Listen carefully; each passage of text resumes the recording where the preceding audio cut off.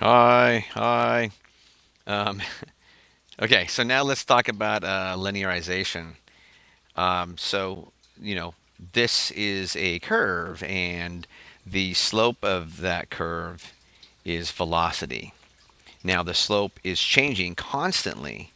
It's increasing more and more, so it's accelerating.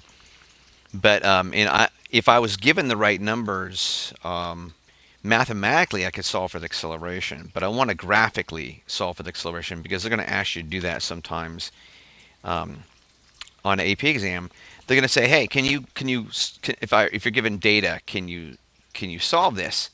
So if you click where it says student spreadsheet, it's going to take you to Schoology and it will take you to here. And so what I have here is the same type of graph where I've put in data for an object that's accelerating to the right with an upward slope.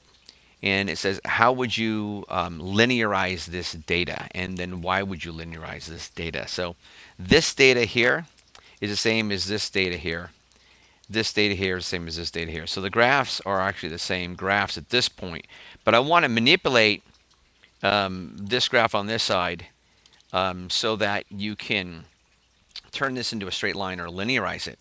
And so the idea here is that as the time increases on this graph, as the time increases, um, the distance gets farther and farther because you're going faster, farther, faster, farther, faster, farther. And so the x is increasing faster than the time.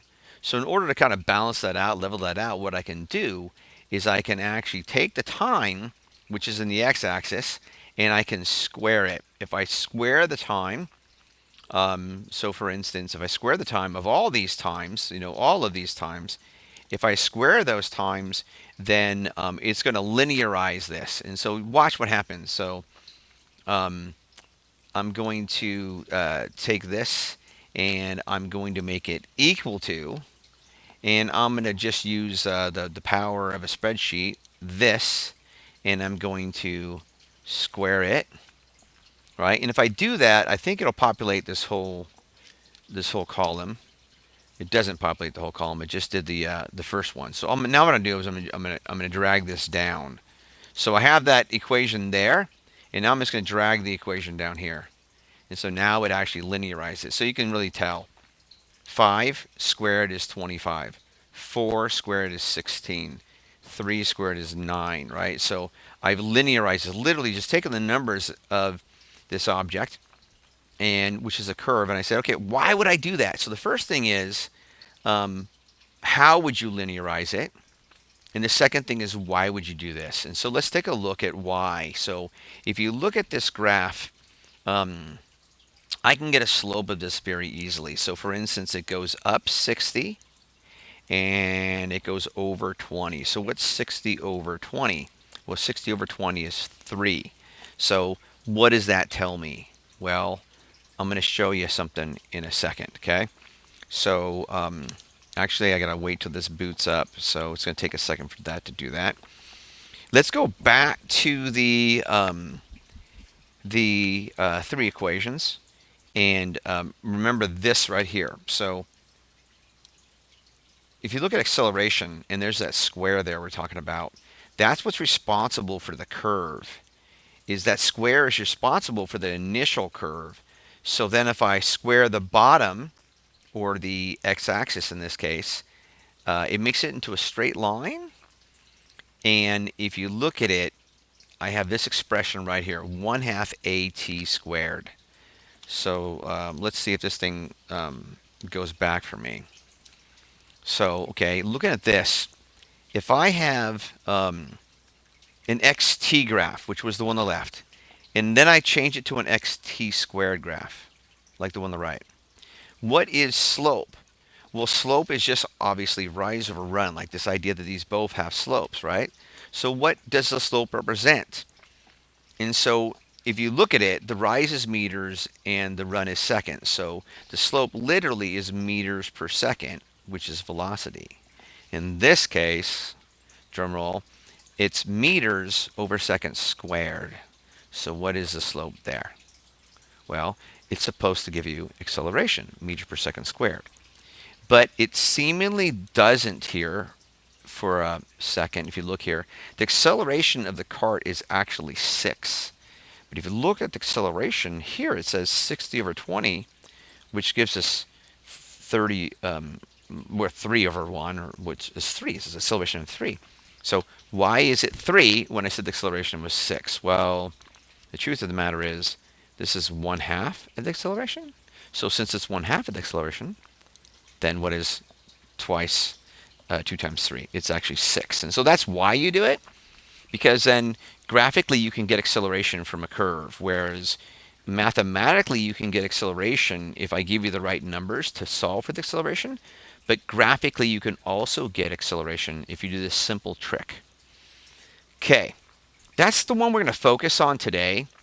If I go to this falling ball one, oh, by the way, I got to get rid of that because this is the student version and you got to do that on your own. So let me back out of that. One more. There we go. So this is what it originally looked like. So I'm going to go to my version because I can work on my version. So if we go to the falling ball one, the falling ball looks like this one, right? And so this is what a ball would fall at. What does a ball fall at? 9.8 meters per second squared, right? Which is pretty close to 10 meters per second squared. If I do the same thing here, and this is my my working version, I get this. I'm going to square that. I can go back to this and I can show you it. So here, once again, I'm going to say equals my original time, and then I'm going to square it, and I get that, and then I'm gonna extrapolate that to all of these, and I get a straight line. Okay, now simply let's look at the slope. 100 over 20, which is 5. But what do we say about it? It's supposed to be 9.8. So why is it 5? And obviously these numbers are rounded off. Why is it 5? Because 5 times 2 is 10, which is the gravity. So that is how you do the only real example that we need is this first one. The truth of the matter is I give you some more examples. So for instance, if you go back to the student version, this one is a different shape. If you go to the second one, that one's a different shape. And you can linearize all these. We don't have to focus on linearizing all of them today. I just wanted you to check out this first one, the top one on both pages, on how to linearize that. But the truth is you can linearize all of them. This piece of paper, which you can print off, you can click on, tells you how to do it. You don't have to linearize this because it's already linearized. You don't have to linearize this because it's already linearized. This one here actually is the one we did. We are going to square the x-axis. If it's this way, then you're going to square the y-axis because you're going to kind of tilt it up. This one you're tilting. This one you're tilting down, right? And so you're flattening it out down. This one you're flattening it out up. And the last one really talked about here is called an inverse. And in an inverse, what you can do is you're going to graph the inverse. And 1 over x or 1 over y is the inverse. And so I do have some examples of each one. This is an inverse. You inverse it. This is a quadratic, and you square the whatever. This one is actually the opposite. So I'm squaring the other axis. I'm squaring the other axis. So some good examples there, right? So do you have to do all of these? Not in particular. Should you do this one? Yes. And should you do this one? Yes. If you also want to do these two, you can. By the way, I didn't tell you about force of gravity. It's a little harder. So if you can do that one, then you probably looked at the equation. It's actually called an inverse square. That's not an actual inverse. This is an inverse square. Once again, don't expect you to be able to do those. Okay, why is that important? That's important because I can actually use the slope of an x times t squared graph to get the acceleration. In x times t graph, I can't get it from the graph. I can get the velocity from the slope. But this one, I can get the acceleration for the slope. Pretty good trick. And once again, the main thrust of that was because today when we're taking this representing motion quiz on MyEP, it has a couple questions that is you can't really answer unless you know how to do that stuff. So this is brand new to you, perhaps, or maybe it's not if you have a math class that's done this. But it gives you a chance to practice this, and we'll practice it over and over again. And it's not something I expect you to know today. It's something that we do periodically throughout the year. Okay. Last thing, if you're not given time as a known, how can you still solve for final velocity? There is another equation. So if we went to Schoology and we're saying, okay, um, maybe I forgot my equation sheet at home or something like that. So you should have your equation sheet. Did I put it in this one?